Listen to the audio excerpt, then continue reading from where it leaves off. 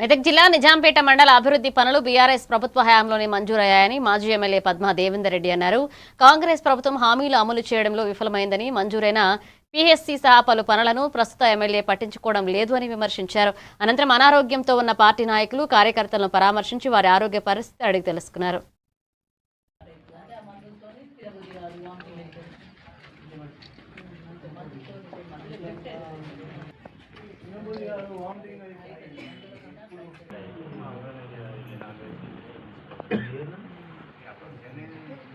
గారి హయాంలో తెలంగాణ రాష్ట్రం సుభిక్షంగా ఉండేది.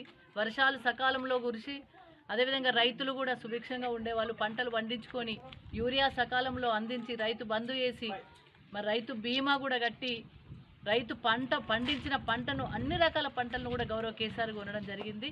మరి ఈ ప్రభుత్వం వచ్చిన తర్వాత రైతులకైతే కష్టకాలం మొదలైంది. రైతులకు పంటలు కొనే నాదులు లేకుండా పోయిండు. మొన్నటి వరకు జొన్నలు కొనలేక అవస్థ పడతా ఉంటే బీఆర్ఎస్ పార్టీ ధర్నా చేసింది కాబట్టి బీఆర్ఎస్ పార్టీ కలెక్టరేట్ ముందు కూర్చొని ధర్నా చేసి డిమాండ్ చేసినాం కాబట్టి ఆ జొన్నలు కొనడం జరిగింది. కేసీఆర్ హయాంలో మేము పిహెచ్ సెంటర్ మంజూరు చేసాం. నిజాంపేట మండలం చేసినాం, నిజాంపేటకు పిహెచ్ సెంటర్ కూడా మంజూరు చేసినాం.